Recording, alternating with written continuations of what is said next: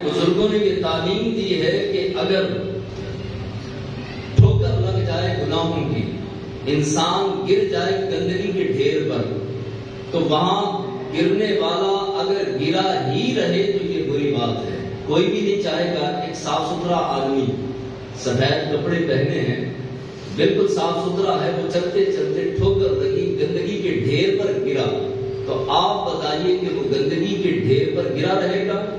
بلکہ وہ فوراً اٹھے گا، دامن کو جھاڑے گا، صاف ستھرا کرے گا، اگر کپڑوں پہ داغ یا گندگی لگی ہے تو اس کو صاف کرنے کی کوشش کرے گا۔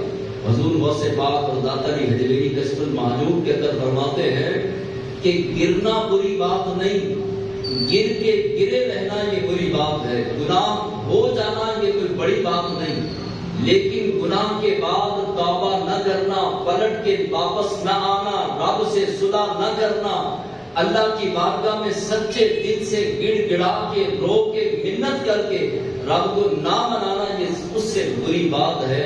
جو بندہ گناہ کرتا ہے اور گناہوں پہ ڈٹ جاتا ہے، خالق کائنات فرماتا ہے کہ اس کو اس کے حال میں چھوڑ دیا جائے، یہ مرے گا تو اس کے بعد پھر اس کو بتایا جائے گا اور سمجھایا جائے گا۔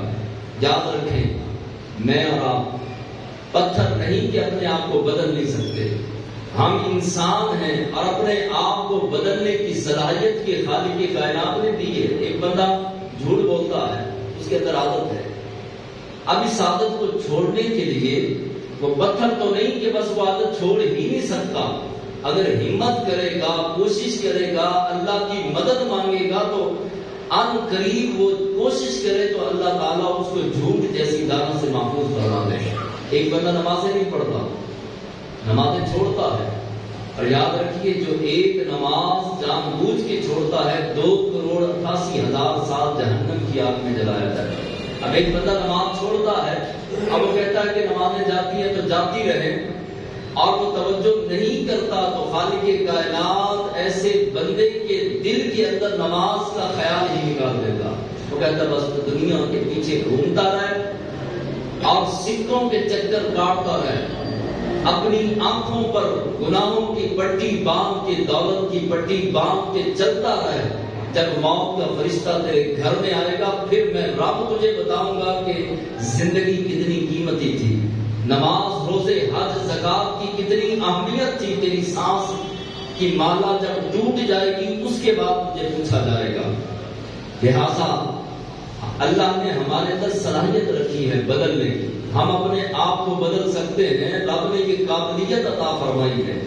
جس کو یہ شعور ہی نہیں کہ جس راستے پر میں چل رہا ہوں یہ شاہراہ جہنم ہے، یہ وہ راستہ ہے جو جہنم کی طرف لے کر جا رہا ہے، جس کو شعور ہی نہیں، جس کے دل میں کبھی خیال ہی نہیں آیا کہ کیا واقعی میں اپنی زندگی کو کامیاب گزار رہا ہوں یا یہ جس راستے پر میں چل رہا ہوں کہیں جہنم میں لے کے جانے والا راستہ تو نہیں، کیا یہ شاہراہ جہنم تو نہیں کہ میں جہنم کی وادیوں کا مسافر بن جاؤں؟ کبھی دل کے اندر یہ اگر خیال نہیں آیا تو سمجھ لیجئے کہ خالق کائنات ہم سے ناراض ہے اور ہماری زندگی تباہی کے دہانے پہ کھڑی ہے، بربادی کے دہانے پہ کھڑی ہے۔ اور اگر یہ خیال پیدا ہو جائے کہ یار میں جس راستے پر چل رہا ہوں نہ میں زبان پہ کنٹرول کرتا ہوں، نہ نمازوں کا خیال کرتا ہوں، نہ ہی جو ہے وہ قرآن اور محبوب کے فرمان پر عمل کرتا ہوں، کیا یہ زندگی ہے؟ کیا واقعی یہ صحیح انداز کے ساتھ یہ میرا جینا ہے؟ تو اس پر اللہ کا فضل ہے جس کو احساس پیدا ہو جائے، جس کے دل کے اندر خالق کائنات کی بات ڈال دے کہ تیری زندگی بہترین زندگی ہونی چاہیے اور تیری زندگی نبی کریم علیہ السلام کے نقش قدم پر ہونی چاہیے، تو سمجھ لیجئے کہ اس بندے پر اللہ کے فضل و کرم کا خاص سائبان ہے۔ اور جو بندہ آج کے نشے میں مست ہے اور گم ہے اور وہ کہتا ہے کہ آج کا میرا وقت بہت اچھا گزر رہا ہے، میرے حالات بہت اچھے ہیں، یہ پتہ نہیں کہ کون سا وقت میرے اوپر آ رہا ہے، کہ کسی کو بھی معلوم نہیں کہ ہمارے اوپر وقت کون سا آ رہا ہے۔ ہم تیزی کے ساتھ سفر کر رہے ہیں، آپ اور میں، بڑی تیزی کے ساتھ ہمارا سفر جاری ہے، اور یہ سفر کس طرف ہے؟ یہ سفر قبرستان کی طرف ہے، یہ سفر موت کی طرف ہے۔ میں اور آپ دن رات دوڑ رہے ہیں، چھلانگے مار مار کے قبرستان کی طرف جا رہے ہیں۔ ان قریب ہمارا سفر پورا ہونے والا ہے، ان قریب جو ہے وہ ہم موت کی وادی کا سامنا کرنے والے ہیں۔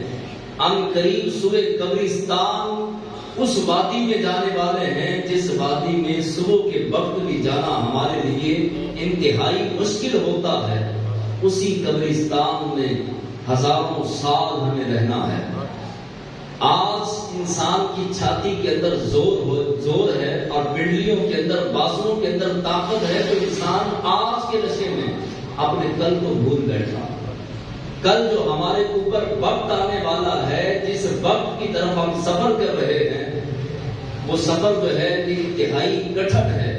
اور آج دوستوں کے ساتھ خوش گپیوں میں مصروف، بیٹھکوں میں بیٹھ کر، پھٹوں پر بیٹھ کر، گلی کی نکڑ پر کھڑے ہو کر اپنے وقت کو ضائع کرنے والا جوان یہ سمجھتے ہی نہیں کہ یہ وقت کتنا قیمتی ہے، اور یہ وقت ہی ہمیں لگامیں ڈال کر موت کی جانب گھسیٹ کر لے کر جا رہا ہے۔ اور یہ یاد رکھیے، یہ گھر، یہ رونقیں، یہ محفلیں، یہ دوستوں کی صحبتیں، یہ سدا نہیں رہنی۔ یہ سب کچھ ان قریب ہم سے چھین لیا جائے گا۔ یہ وقت ہمارے ہاتھ سے نکلنے والا ہے، یہ زندگی ہمارے ہاتھ سے نکلنے والی ہے، اور زندگی کا سورج ڈوبنے والا ہے۔ اس لیے میں میاں صاحب کا اکثر یہ شعر پڑھا کرتا ہوں، صدا نہ بلبل باغی بولن، کہ صدا نہ باغ بہاراں، صدا نہ بلبل باغی بولن، باغوں میں صدا بلبل جو ہے وہ نہیں بولے گی، اور نہ ہی باغوں میں صدا بہار رہے گی۔ صدا نہ ماں کے حسن جوانی، کہ صدا نہ صحبت یاراں، صدا نہ ماں باپ رہیں گے، صدا یہ صحبت یاروں کی نہیں رہے گی۔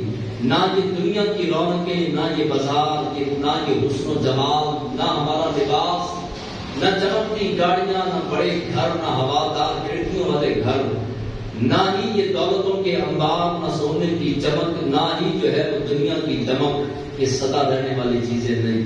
ان قریب یہ ساری بہاریں، کائنات کی ہر چیز ہم سے چھین کر، کوڑا لٹھا پہنا کر، آنکھیں بند کر کے، قبر کے اندر اتار کے، سرے رکھ کر منہ قبلے کی طرف کر دیا جائے گا۔ اور اس وقت جب آئیں گے فرشتے، آ کے سوالات کریں گے، اٹھائیں گے، تو پھر پتہ چلے گا، بندہ سمجھے گا کہ میں ایک خواب سے گزر کے آیا، یہ دنیا ایک خواب لگے گی، اور وہ سوچے گا کہ اتنی تھوڑی دنیا تھی جس کے لیے میں مرا کرتا تھا، جس کے لیے میں دن رات محنت کیا کرتا تھا، کوشش کیا کرتا تھا۔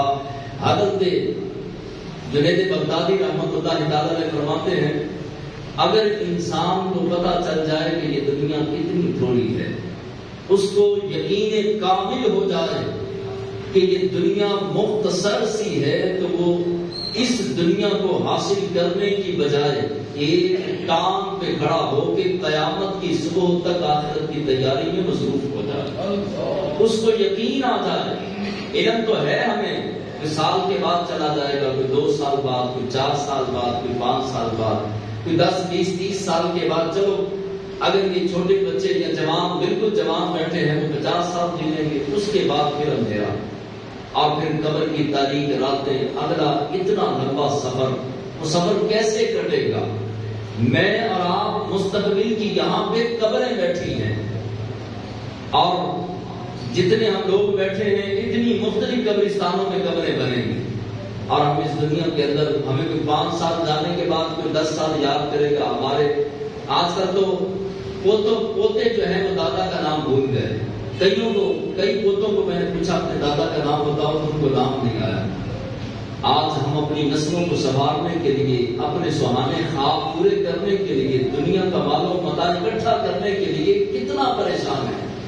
کاش ہم اپنی قبر کے لیے بھی اتنا فکر مند ہوتے، آخرت کے لیے بھی فکر مند ہوتے۔